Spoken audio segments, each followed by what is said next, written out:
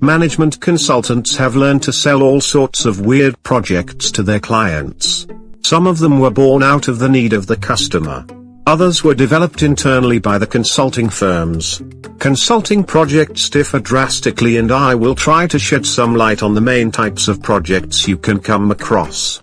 There will be also plenty of examples. We will start with strategic projects. The first thing that comes to your mind when you think about consulting is probably the development of strategy.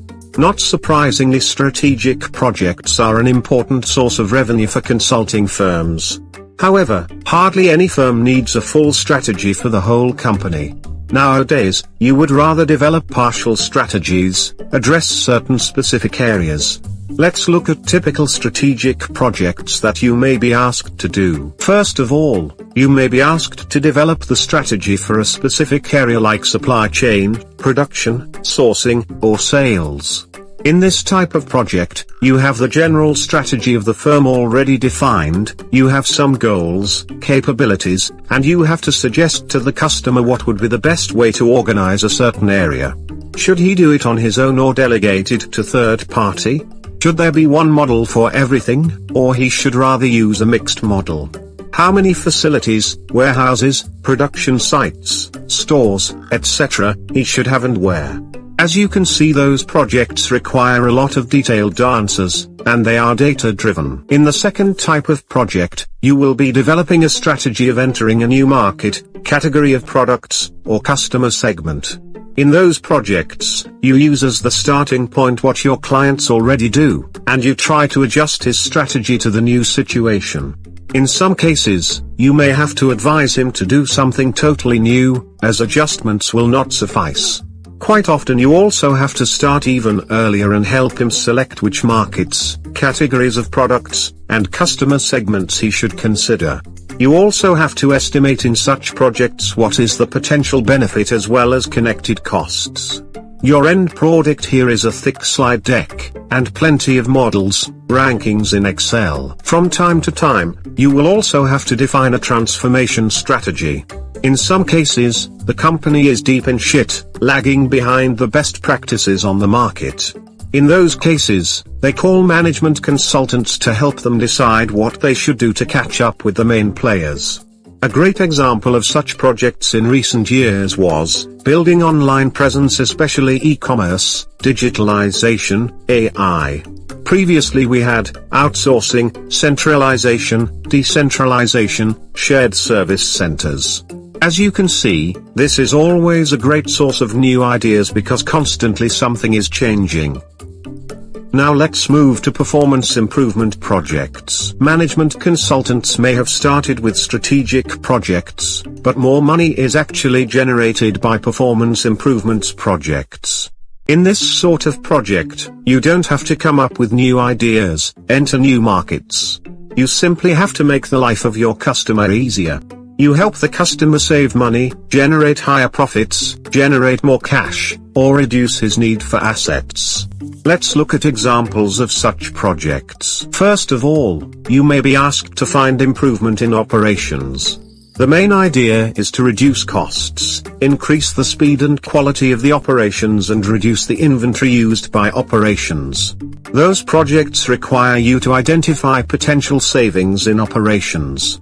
You do that usually using lean manufacturing techniques, or theory of constraints. Such projects will enable you to see how the business really works, and you will have an opportunity to solve real problems. During those projects, you do fewer slides, but a bit more calculations in Excel.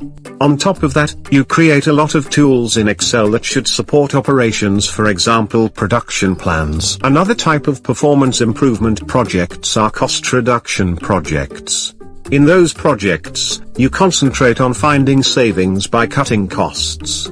You go here beyond the improvements and savings and operations, and you analyze every cost position to find more money. In many cases you do the so-called headcount reduction, in other words, you lay off plenty of people. Usually, it involves making redundant 10 to 30% of the overall headcount. Those projects tend to be brutal and a lot of tears are involved. The funny thing is that after some time the costs tend to go up again. so a new cut is imminent. You also may be asked to do pricing projects. A lot of attention is also devoted to playing with the prices and discount policy. You try here to find the optimal prices for specific products, prices that will bring you higher gross margin, profit. You may also optimize the discount policy. As a part of the projects, you may be even asked to change the price structure. This usually boils down to adding or removing new price points.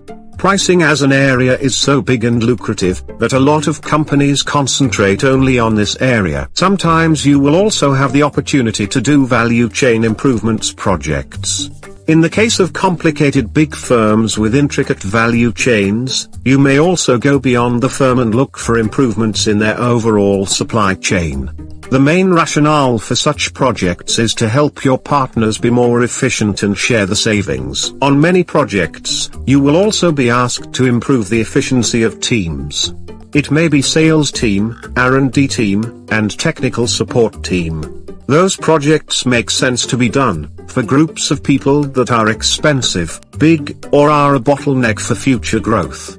Here you want to make more with the same people, or create a space for headcount reduction. You do it mainly using lean manufacturing techniques, theory of constraints, and management consulting tools. In the Western world, you have fewer working people, and on top of that, they are expensive. That is why automation projects became so popular.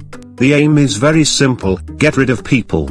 In other words, you have to help your client find ways to replace the people with machines, tools, and software. The last type of performance improvement projects are the so-called liquidity improvement projects. In some cases, the problem is not profitability but a lack of cash. This may be due to too big investments that have drained the company of cash, losing important customers, or structural change of the market. During such projects you want to simply find ways to generate more cash. Cost reduction helps, but in most cases is not sufficient. You have to sell assets, renegotiate contracts with suppliers and customers, find new loans or renegotiate with the banks the current loans, get more equity. At some point, consulting firms decide that the market of healthy companies that need their assistance is too small. They have decided that it would be a great idea to also help a customer that is almost bankrupt. This is how turnaround projects were born. In this type of project, your client has lost profitability, and most likely the liquidity. Your goal is to improve profitability as well as the cash position at the same time. In other words, you do exactly the same things you would do during performance improvement projects, but 10 times faster. There is no time for subtleties, looking for small tickets. You concentrate on delivering value fast. By the way, your client has a big chance of going underwater, and disappearing from the face of the earth regardless of your efforts and your great ideas. Hopefully, he will manage to pay you first. Now let's talk about another group of projects, the so-called implementation projects. Consulting firms are a bit like tobacco. Once you start using them you get hooked. Consultants did simple math calculations and discovered that strategic and performance improvement projects are usually short, and last 3 to 6 months. However, it takes their clients from 12 to 24 months to implement the suggested projects. This is an opportunity that they could have not missed, and that is how implementation projects were born. In those sorts of projects, you help the customer deliver the ideas that you have defined on other, previous projects. Management consulting firms can do it in many different ways. First of all, you can provide them with the supervision and assistance. This is pretty easy. You give the client usually 2 to 3 consultants to supervise the implementation, teach others how to do the calculations, manage projects, and explain in detail the ideas identified during strategic or performance improvement projects. Secondly, some firms want you to provide them bigger support and ask you to create and run project management office. In this situation, you have to provide both business analysts, as well as project managers.